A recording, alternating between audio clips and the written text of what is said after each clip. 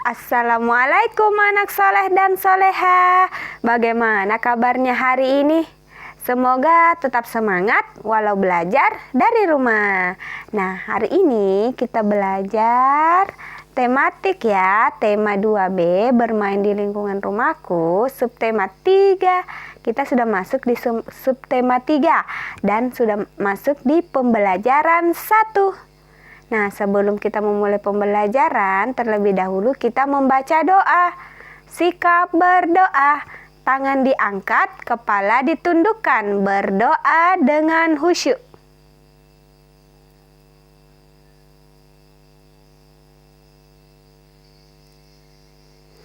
Amin. Semoga setelah kita berdoa, Allah meridhoi pembelajaran untuk hari ini. Nah, hari ini tujuan pembelajarannya yaitu bahasa Indonesia. Siswa dapat membaca kembali teks pendek yang berkaitan dengan keragaman benda dengan lafal dan intonasi yang tepat dengan percaya diri. Yang kedua, siswa menguraikan penggunaan kosakata dari pengamatan tentang keberagaman benda berdasarkan bentuk dan wujudnya dalam bentuk bahasa lisan. Nah, tujuan pembelajaran matematika yang pertama yaitu dengan menyatakan kalimat matematika yang berkaitan dengan masalah tentang pembagian. Siswa menyatakan pembagian sebagai pengurangan berulang dengan tepat. Nah, yang kedua, dengan mengerjakan latihan tentang banyak kelereng, siswa dapat menghitung hasil bagi dua bilangan yang melibatkan bilangan caca sampai dengan 100 dengan cermat. Nah, tujuan pembelajaran SBDP yang pertama, dengan tanya jawab, siswa mengidentifikasi alat dan bahan yang digunakan dalam menggambar imajinatif dengan benar. Dengan tanya jawab, siswa menyebutkan alat dan bahan yang digunakan dalam menggambar imajinatif. Nah, kita lanjut ya. Amatilah gambar berikut. Manakah gambar yang menunjukkan bermain di lingkungan sekolah? Silakan diperhatikan gambarnya. Apakah gambar pertama menunjukkan dia bermain di lingkungan sekolah? Iya, bukan. Karena dia lagi membersihkan di depan rumah bersama keluarga. Nah, sekarang Ustazah mau menunjukkan gambar kedua. Dia bermain di mana? Di depan rumah kah atau di lingkungan sekolah? Iya, benar, dia bermain di lingkungan sekolah karena dia memakai baju seragam dan ada sekolah di belakangnya. Nah, itu menunjukkan dia bermain di lingkungan sekolah. Nah, sekarang gambar ketiga, dia bermain di mana? Iya, bukan. Dia bukan bermain di lingkungan sekolah. Dia bermain di taman. Oke. Wujud benda yang benda padat, benda cair, dan benda gas setiap hari kita gunakan benda dengan berbagai wujud. Misalnya, kita mandi, minum, menyiram tanaman, air yang kita gunakan termaksud benda cair. Nah, sekarang coba perhatikan gambar di samping. Nah, itu ada gambar bola air yang ada manusia masuk di dalamnya. Itu termaksud wujud benda apa? Ada yang tahu?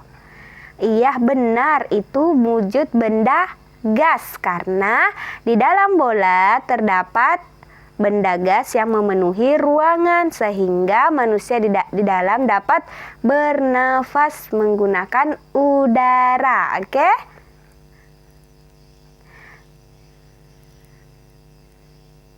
Nah, ayo amatilah gambar di bawah ini dengan seksama. Sebutkan benda yang ada di dalam gambar, kelompokkan benda sesuai wujudnya. Sekarang lihat, ada gambar apa saja yang dipegang teman-teman Nina? Yang pertama itu gambar mobil-mobilan. Nah, mobil-mobilan itu termaksud benda apa? Iya benar, benda padat. Oke, yang kedua, mainan boneka. Mainan boneka termaksud wujud benda apa? Iya benar, benda padat. Baiklah, yang ketiga, dia memegang apa? Memegang mainan kereta api. Nah, itu wujud benda padat juga. Nah, yang terakhir, dia memegang buah-buahan. Nah, itu termaksud wujud benda padat juga. Nah, sudah mengerti? Kita lanjut ya. Nina dan teman-temannya bermain lempar bola. Ada 8 anak akan bermain lempar bola. Pemain akan dibagi menjadi 4 kelompok. Setiap kelompok anggotanya sama banyak. Bagaimana cara membagi kelompok tersebut? Nah, mula-mulanya kan ada 8 anak. Karena dibagi menjadi 4 kelompok, maka 4 anak terbentuk kelompok masing-masing. Perhatikan gambar berikut. Nah, tadi kan ada 8. Nah, kita akan bagi menjadi 4 kelompok. Kita bagi 1, 1, 1. Nah, sudah terbagi menjadi 4 kelompok. Nah, sisa anaknya ada 4. Maka setiap anak bergabung dengan salah satu kelompok yang telah dibentuk. Nah, coba perhatikan gambarnya. Jadi, setiap kelompok terdiri dari 2 anak. Nah, semua pemain sudah dibagi menjadi 4 kelompok tanpa sisa. Masing-masing kelompok terdiri 2 anggota. Nah, kita lihat tadi kan ada 8. 8 itu akan dikurangi 4 sampai hasilnya mendapatkan 0. Contohnya, 8 dikurang 4 hasilnya 4.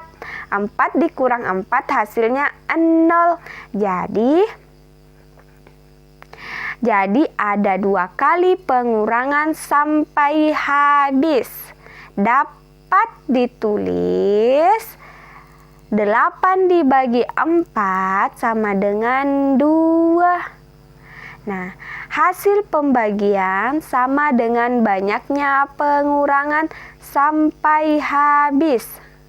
Nah, untuk lebih memahami pembagian sebagai pengurangan berulang, perhatikan contoh berikut. 10 dibagi 2. Bagaimana cara mencarinya? Kita lihat. 10 itu akan dikurang 2 sampai hasilnya mendapatkan 0. Oke? Coba Ustaz dengar lagi. 10 akan dikurang 2 sampai menghasilkan 0. Contohnya, 10 dikurang 2. Itu hasilnya 8. Nah, dikurang lagi 2, 8 dikurang 2 hasilnya 6. 6 dikurang 2 hasilnya 4. 4 dikurang 2 hasilnya 2. 2 dikurang 2 hasilnya 0. Jadi ada berapa kali pengurangan? Kita hitung. 1, 2, 3, 4, 5. Jadi ada 5 pengurangan sampai habis. Nah, dapat dituliskan sebagai 10 dibagi 2 hasilnya 5. Oke? Sudah mengerti? Kita lanjut. Gambar imajinatif. Gambar imajinatif itu adalah gambar hayalan atau bisa disebut dengan gambar tidak nyata. Cara menggambarnya ada alat dan bahannya. Contohnya, ada pensil, ada penghapus, ada kertas, dan ada pewarna. Nah, jadi ketika kita mau menggambar imajinatif, kita menggunakan bahan dan alat. Sudah mengerti penjelasan Ustazah? Ayo berlatih. Silahkan buka halaman 63. Kerjakan nomor 3, bagian A dan B. Buku tematik tema 2B. Wassalamualaikum warahmatullahi wabarakatuh.